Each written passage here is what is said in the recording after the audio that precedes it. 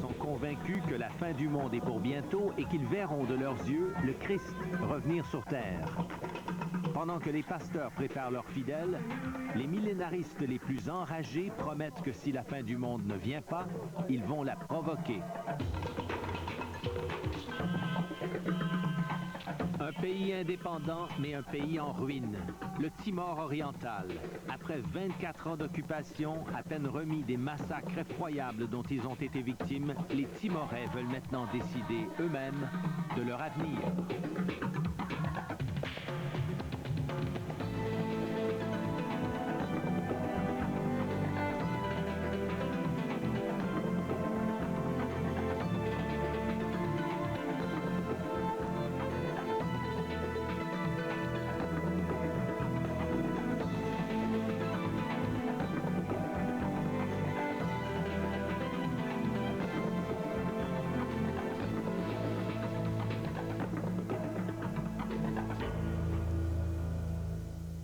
Bonsoir, ici Jean-François Lépine. Bienvenue à Zone Libre.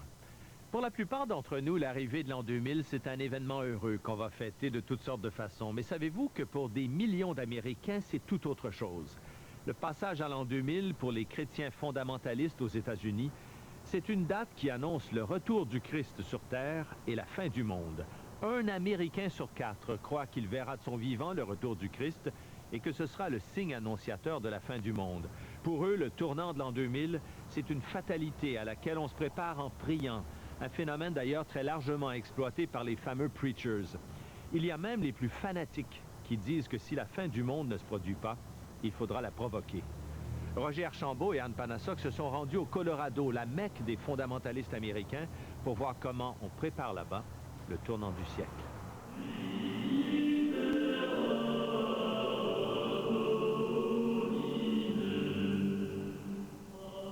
Leur foi en Dieu, les Américains la proclament haut et fort. Sur leur dollar,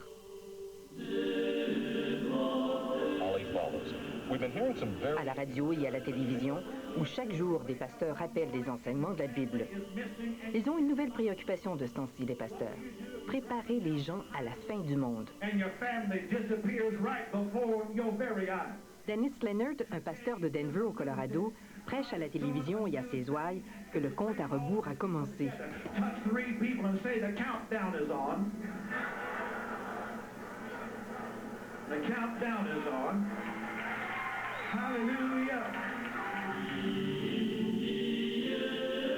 Le télévangéliste Jack Van Impe annonce sur son site Internet que l'an 2000 va inaugurer un chaos mondial, comme l'histoire en a jamais connu. Jerry Falwell, leader chrétien respecté et écouté, croit, lui, que le Christ va revenir avant 2009. Il y a beaucoup d'Américains évangélistes et fondamentalistes qui croient à la fin du monde. Ça fait partie de leur religion. Mais combien? Probablement 40 millions d'Américains qui croient que l'an 2000 peut être l'année du retour du Christ et de la fin du monde.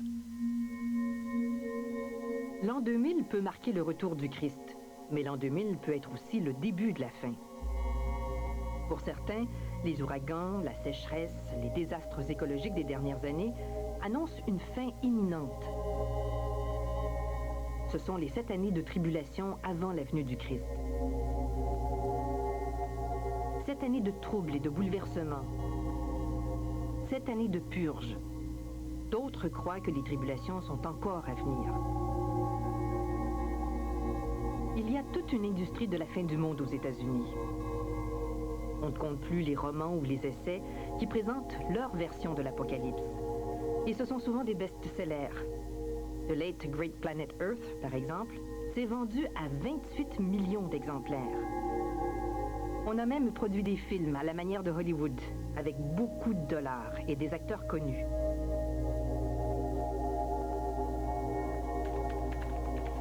Chip Burlett est un spécialiste des groupes religieux et politiques. Il est important de comprendre que ces croyances sont sincères. Les gens peuvent peut-être gagner de l'argent en faisant des films, en vendant des choses et en mettant sur pied de grandes institutions, mais d'abord et avant tout, ils croient en ce qu'ils font. Le problème, c'est comment discuter poliment avec des gens qui ont ces croyances. parce qu'on ne peut quand même pas les ignorer. Ils forment une grande partie de la population. Pas étonnant que ces croyances émergent. Nos voisins du Sud vibrent au renouveau chrétien. À Colorado Springs, par exemple, pour 300 000 résidents, il y a 450 églises de 86 confessions différentes.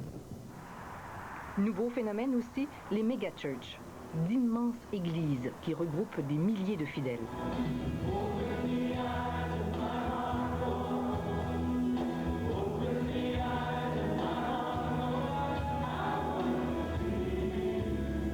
À New Life Church, par exemple, 5 000 à 6 000 personnes viennent prier le dimanche matin. C'est impressionnant. C'est d'églises comme celle-ci, évangélistes, fondamentalistes, qu'émergent les apôtres du retour du Christ en l'an 2000. New Life Church, c'était lui, à lui seul. Le pasteur Ted Haggard n'appartient à aucune confession religieuse.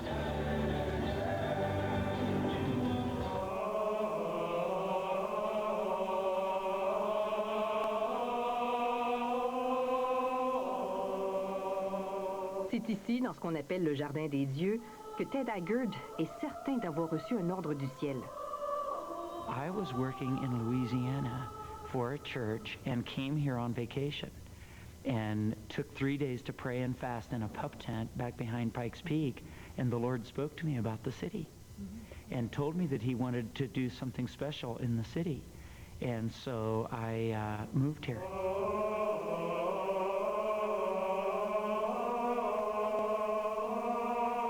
You know, as the centuries go by, the Lord chooses different cities. Like he chose Rome, he chose Jerusalem, and I think right now he's choosing Colorado Springs. Why? I don't know. It hasn't been going on that long. It just started a few years ago, but there is a tremendous blessing that happens here. And there's supernatural appearances of angels going on here. Some people are being touched in their bodies physically by the Lord here. And I don't know why, but I know it's happening. Everybody say rebellion. Terrible thing. The Bible says rebellion is like the sin of witchcraft. Ces adolescents se préparent à la fin du monde. Ils prient pour sauver leur âme et aussi celle des non-chrétiens. I want to challenge you to pray and ask God to minister to young people just like you all the way around the world. C'est la Great Commission. Autrement dit, répandre la bonne nouvelle, évangéliser. Starving to death. Ce serait un préalable au retour du Christ. And God, some of them have never heard the word Jesus Christ. Some of them have never heard that he loves them and gave his life for them. Now remember last week we talked about Israel, and the people in Israel, they believe in God, right? They believe in Jesus, or they believe Jesus lived. But what else do they believe? Do they believe that Jesus is God? No. No, and that's too bad. So we're going to pray for them. À chaque mois, une nation différente profite de la ferveur des fidèles, jeunes et vieux, de New Life Church. Lors de notre passage, c'était Israël. Priez pour que les Juifs reconnaissent le Messie. Car la Bible l'a dit, la dernière des conversions, avant la fin du monde, sera celle des Juifs.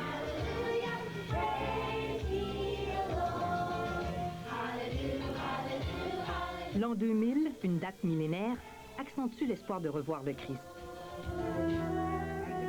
Mais il y a aussi la création d'Israël qui excite l'imagination. Pourquoi? Parce que la Bible émet 3 conditions au retour du Christ. Premièrement, la réunification des Juifs sur la terre promise par Dieu, autrement dit la création d'Israël, ce qui a été fait en 1948.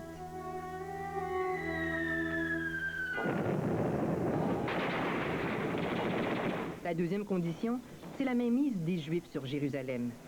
La guerre des 6 jours en 1967 a mis fin au partage de la ville avec les musulmans. Jérusalem est devenue entièrement sous contrôle juif. Il ne reste plus que la troisième condition. Le troisième temple doit être reconstruit sur les ruines du temple de Salomon. Mais là, il y a un problème. Sur ces ruines, aujourd'hui, se trouve la mosquée El-Aqsa, le troisième lieu saint de l'islam. 2 conditions sur 3, la fin de millénaire. Pour plusieurs, la table est mise pour le retour du Messie sur terre. Richard Landis, professeur d'histoire à l'Université de Boston, s'intéresse au mouvement millénariste. Si on ne veut pas avouer qu'on s'est trompé, on peut pousser les choses, on peut essayer de faire parvenir ce qu'on a prédit, même si ça ne vient pas de la main de Dieu, ça viendra. Et c'est ce qu'on appelle forcer la fin. Et ça, c'est le moment très dangereux dans les mouvements millénaristes. C'est les moments où leurs attentes sont déçues et ils perdent leur enthousiasme naïf et ils deviennent en quelque sorte un peu plus...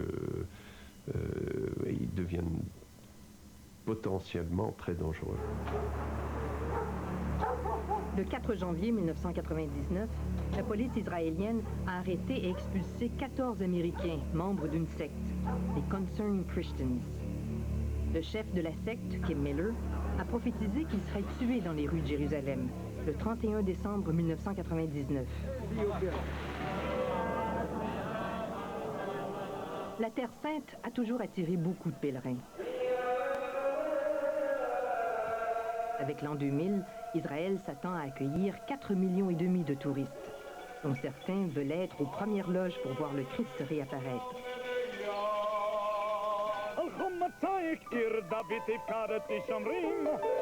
Il y a toujours eu des croyants, disons, plus marginaux. À l'hôpital psychiatrique de Jérusalem, il y a quelques lits réservés à des pèlerins qui se prennent pour Jésus, ou Marie, ou quelque autre personnage de l'histoire sainte.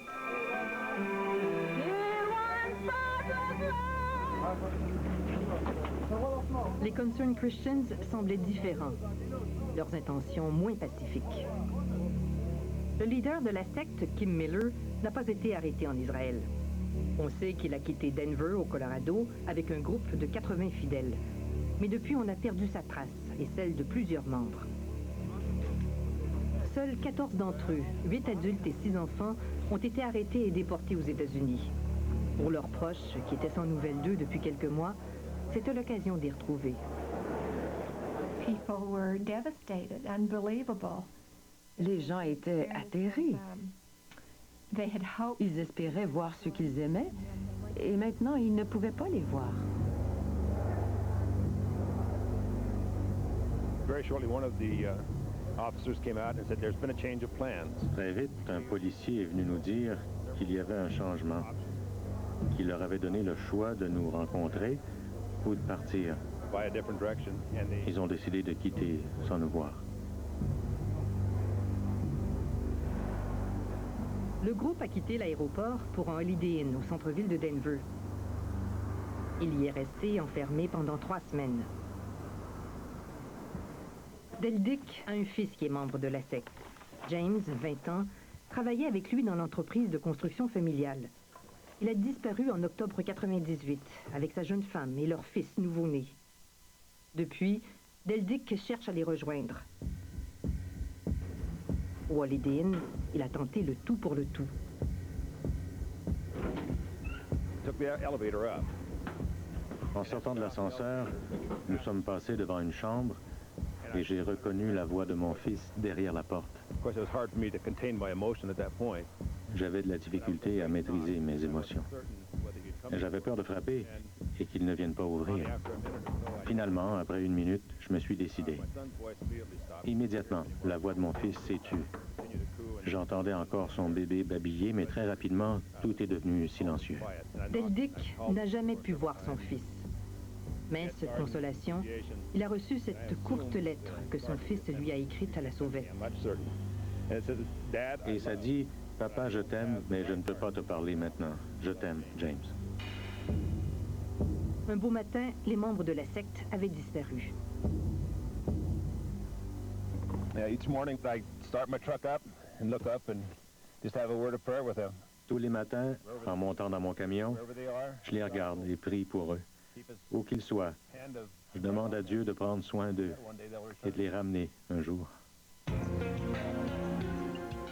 Après la pause, un fou dangereux qui veut provoquer la fin du monde.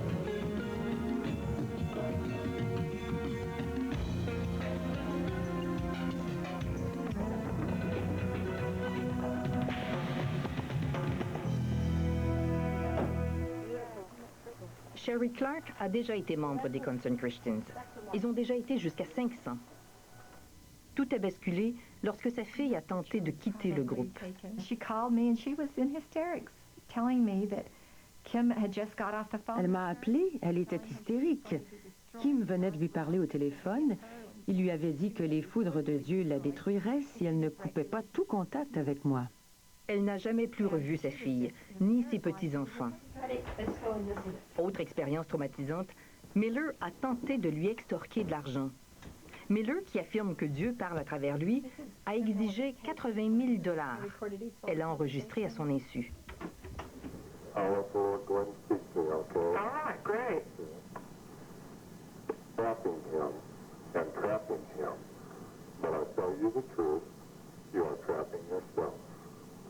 Because God was mad at me, you know. Selon lui, Dieu était en colère contre moi. Ce qu'il y a de drôle, c'est que pour qu'il y ait extorsion, il doit y avoir menace ou usage de la force. Il a utilisé le nom de Dieu pour me menacer, mais c'est lui qui récolte l'argent. Kim reçoit l'argent, mais il se sert de Dieu pour me menacer. La plupart des membres de la secte ont volontairement vendu leurs biens pour financer Miller, convaincus que la fin du monde approchait. Surtout lorsque Miller leur a annoncé que Denver serait rayé de la carte le 10 octobre 1998. Le lendemain, 11 octobre, Denver était toujours là, mais 80 membres de la secte avaient disparu. Le frère de David Cooper, John, finance la secte. Les deux sont les héritiers d'une grande fortune industrielle. C'est la vue que les gens achètent. Son frère a disparu et lui a laissé cette maison à liquider. Une propriété qui vaut $1,5 million. Vous pensez vraiment qu'il croit à la fin du monde, aux prophéties de Miller? Yes, I definitely think so. And he stated so much to some of his friends. Oui, certainement. Il en a parlé, pas à moi, mais à ses amis. Il disait que l'argent et les biens n'avaient pas d'importance, puisque la fin approchait. Je crois en l'an 2000.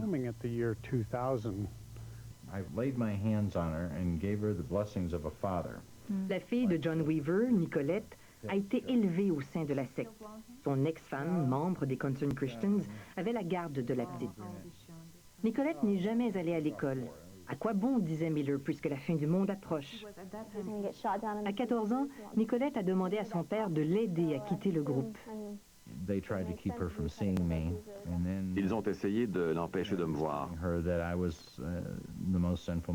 Ils lui disaient que j'étais le plus grand pécheur de la terre. Que si elle me parlait du groupe, elle serait punie. Elle devait utiliser un code pour m'écrire et finalement, sa mère a commencé à la menacer. Vraiment? Oui. Et là, elle m'a dit, « Papa, sors-moi de là. » J'y suis allé et je l'ai ramené. Et ils l'ont laissé partir facilement? Pas vraiment, mais je ne veux pas entrer dans les détails. Ils ont essayé de la reprendre de force, mais ça n'a pas marché. Most of these were collected over a period of 20 years. Mike Ruggerman est policier, mais sa véritable passion depuis 20 ans, c'est de combattre les sectes. Il a connu Kim Miller alors que tous les deux faisaient le même travail bénévole contre les sectes. Oui, en 84 ou 85, quand il a fondé les Concerned Christians, c'était un groupe qui surveillait les sectes. Kim Miller était comptable. Il a délaissé son travail pour fonder son propre groupe religieux. Il a alors multiplié les conférences et préparé des cassettes à être diffusées sur les ondes des radios chrétiennes, comme cela se fait beaucoup aux États-Unis.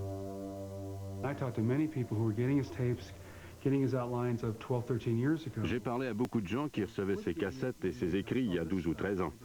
Ils ont cessé quand ils ont vu ces choses. Ils savaient qu'ils devenaient de plus en plus fous, mais quand ils ont entendu qu'il disait être la voix de Dieu, ils ne pouvaient pas croire qu'il en était rendu là. Bill Hansberger est un pasteur baptiste. Son travail, c'est de traquer les sectes. Il a des informations auxquelles personne d'autre n'a accès sur la planète, et en plus, il parle pour Dieu. Peu importe ce qu'il dit, les gens du groupe le croient, puisque c'est Dieu qui parle. Il peut dire que le noir est blanc et que 2 et 2 font 5, ils y croient.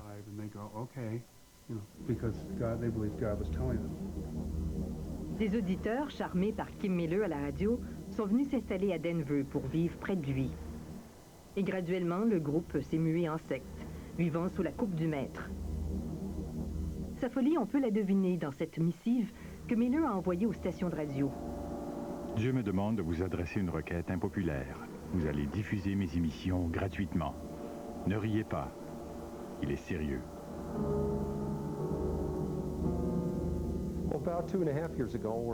Il y a 2 ans et demi, Bill Hornsberger, un séminariste, et moi sommes allés rencontrer Kim.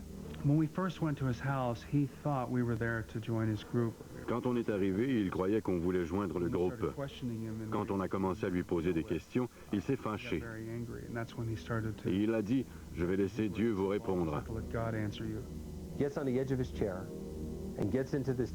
Il s'est assis sur le bout de sa chaise. Il est devenu très, très tendu. On pouvait voir les veines de son cou.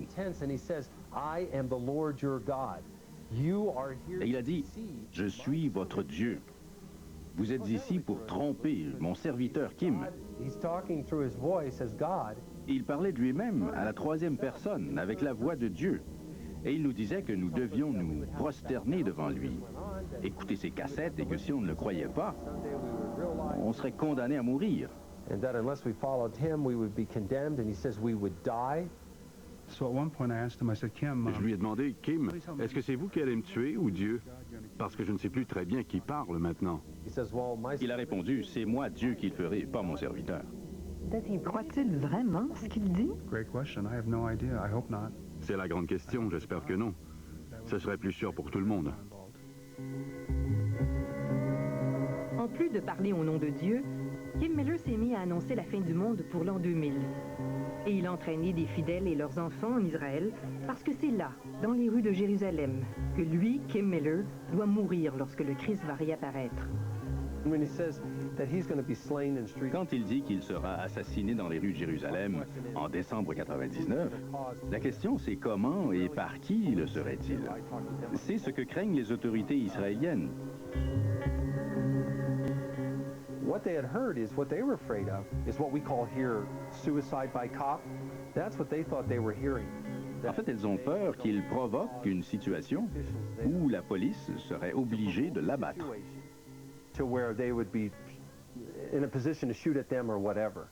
C'est l'homme le plus arrogant que j'ai jamais rencontré. Et j'en ai connu des personnes qui se prenaient pour Dieu, mais jamais d'aussi arrogant. Son ego est tel qu'il pourrait commettre des actes uniquement pour qu'on se souvienne de lui à jamais. Je ne dis pas qu'il le fera, mais c'est fort possible. Kim Miller veut forcer la fin du monde et plusieurs craignent les moyens qu'il prendra. Beaucoup d'Américains attendent, eux, pacifiquement que la fin du monde se produise. Un sondage sérieux indique qu'un adulte sur 4 aux États-Unis s'attend à voir lui-même le Christ revenir sur Terre. À voir aussi les non-croyants brûlés et les océans se changer en sang.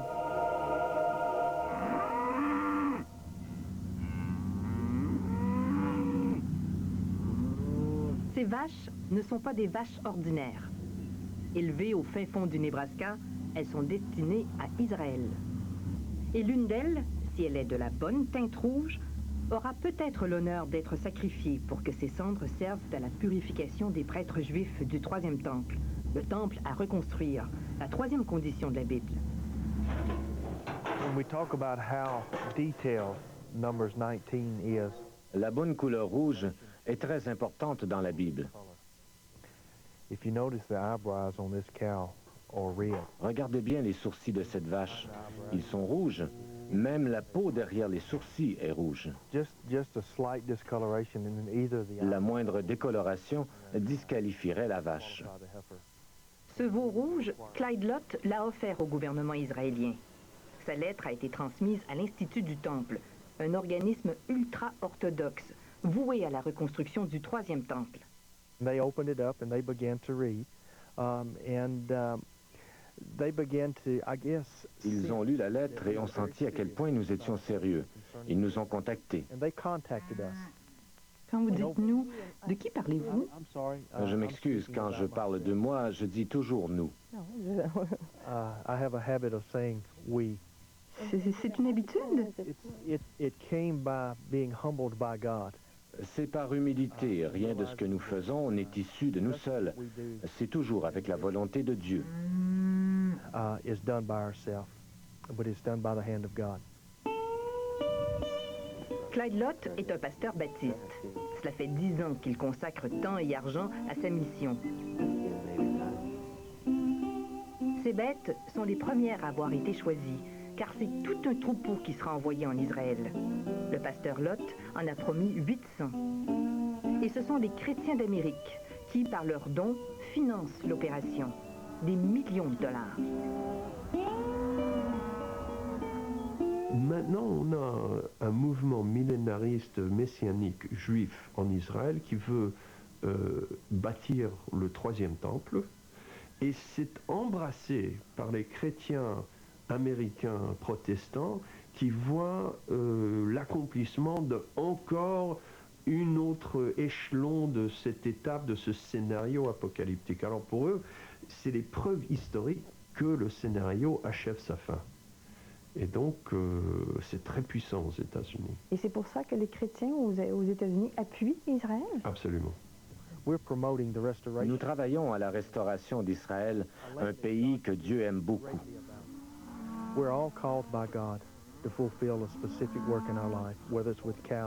Nous sommes sur la terre pour remplir une tâche, que ce soit avec les vaches, les humains ou les machines. Nous devons toujours faire notre possible pour répondre à l'appel de Dieu. De cette façon, on n'envisage pas la fin du monde, mais un glorieux recommencement. Clyde de Lott n'est pas de ceux qui croient que la fin arrivera le 1er janvier 2000.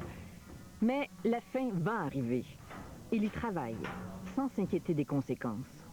Clyde Lott peut être l'homme le plus aimable et le plus pacifique du monde, mais il peut déchaîner des choses qui vont aller bien au-delà de son contrôle. S'il découvre un veau rouge, il l'envoie en Israël, on le sacrifie, on a des cendres, et on commence à faire des sacrifices, ou on veut faire des sacrifices, ou on veut aller prier sur le mont du temple, et il y a des problèmes avec les musulmans, et il y a des attentats, et il y a etc. Tout ça, ça déchaîne des choses que lui, il ne contrôle pas. Comment peuvent-ils reconstruire le troisième temple? Il y a une mosquée là maintenant. That's a $1 million question. C'est une question d'1 million de dollars. Ça se fera peut-être par la guerre, un traité de paix ou par un acte de Dieu.